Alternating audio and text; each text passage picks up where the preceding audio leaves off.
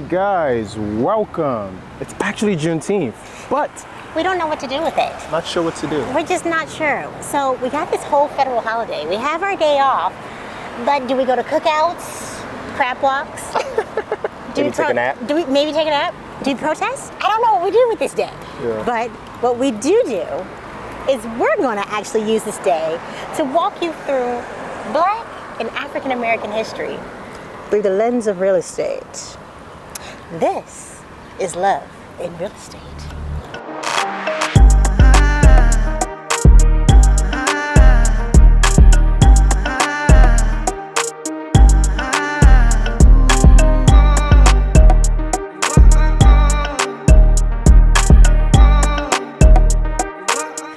All right, guys, so I told you I had some really interesting treats. So we're actually walking up to a national historical site that is actually located in Anacostia, Washington, D.C.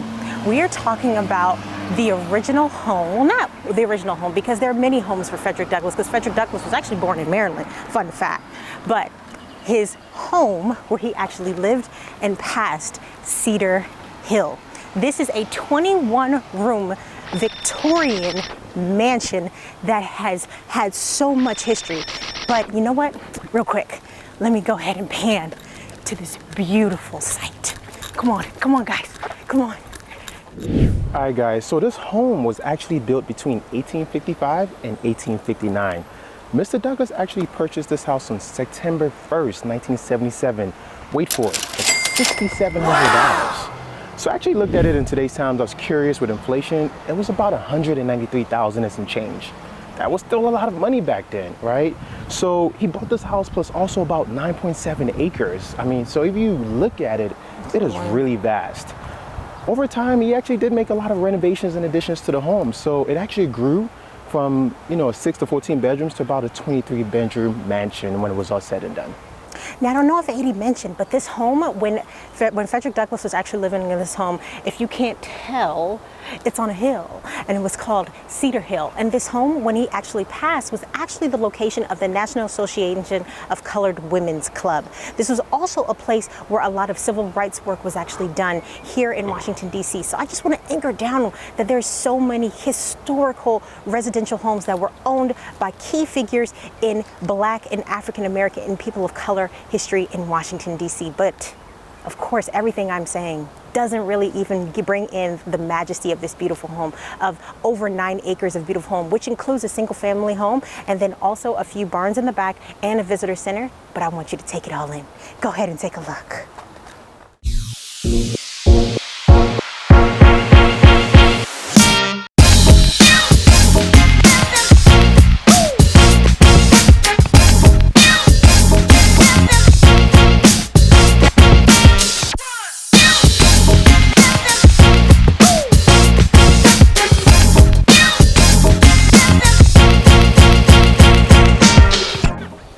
Right, guys, so we are now at our second stop of our little tour today. Now, I have to emphasize one thing. There are a whole list of historical homes that are residing here in Washington, D.C. that are owned by key figures in African American history. But because this is a short video, we're only going to focus on the second one, well, 3 today. Yeah. So anyway, number 2 is Mary McLeod Bethune, Miss Bethune's home. This absolutely gorgeous row home. It's a Victorian row home, and it's located right here in Northwest Washington, D.C. See, this home was actually the location of one of Miss Bethune's biggest feats. This was actually the location where she actually started her work in civil rights for women of color. This is the location of the National Council of Negro Women. I really want to say association. I really want to say the National Council of Negro Women. This is where she did her work for advocacy for not just people of color, but women of color. But this is Real Estate Style, and I really just want to stand here and talk about history. But A.D.'s going to get into the actual real estate facts. Yeah. So like Amanda mentioned, this house is actually lives in a 3-story Victorian house, right? And there's also a 2-story carriage house in the back. So she actually lived here from 1943 to 1955. The National Council of Negro Women actually was founded here, right? It actually resided on the basement level and the main level of the house. But wait for it, I can't forget, how much did she buy it for? $15,500. That's roughly somewhere around $247,000 in today's money, right? Inflation and everything else. So yeah, so like I mentioned, right? So the National Council of Negro Women was on the basement level and the first level. She actually lived on the third level. Elizabeth Bethune was actually house hacking before house hacking became a thing. I mean, she was hip to the game, y'all. She knew what it was.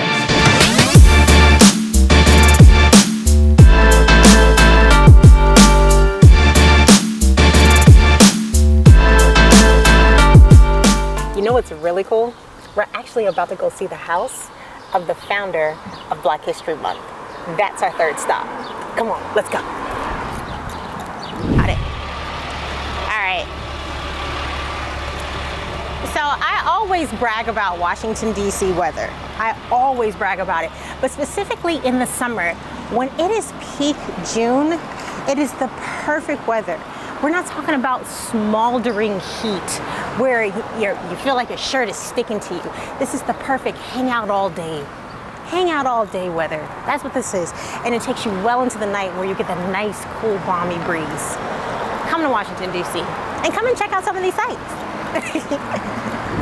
All right, guys, if you hear any jackhammers in the background, it's because this is an active construction site. And also, I have to mention that every single site that we've actually visited today is actually ownership of the federal government and the National Park Service. These are national historical sites, and they're all going through an awesome renovation and restoration because a lot of these structures have been around since the 1800s.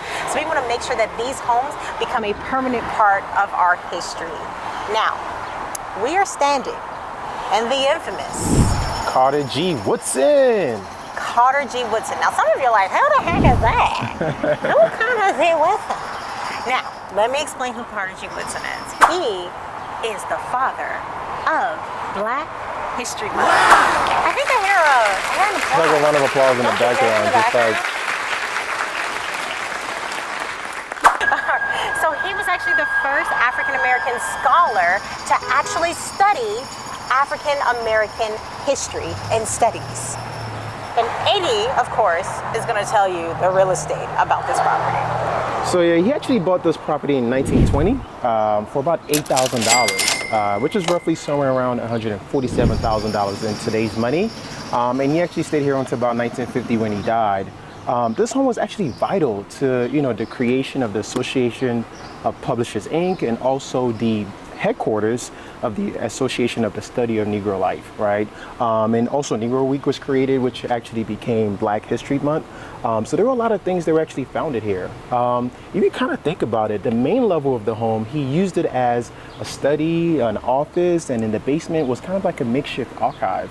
And he lived in the third level of the home. So really got a lot out of this row home that we see here. Carter G. Woodson. Black history. It started on this site.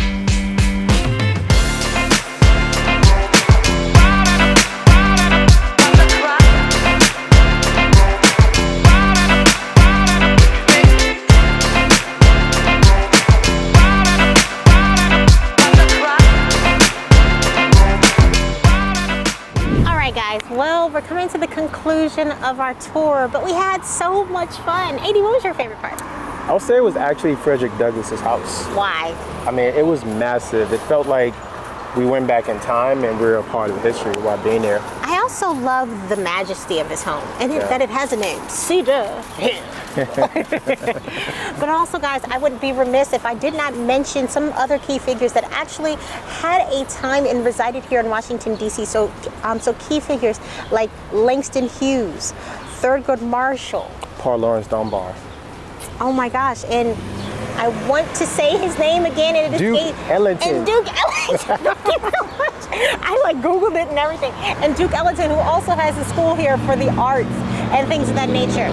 Guys, it has been a fantastic tour. I want you guys to, I challenge you to go on Google and check out all these sites. And matter of fact, I'm going to put in the description box below a link to all these sites. And again, they will be available for you to actually go inside during the fall. This has been a fabulous day in Washington, D.C. I've had a good time. Did you have a great time? Of course, I'm always with you. Aw, now, tell them what they got to do. All right, guys, so subscribe below if you want to stay tuned to the latest and the greatest in Washington, D.C. You already know the page to follow. We're your favorite hosts, Amanda. A.D. And thank you for watching Love and Real Estate. And until then,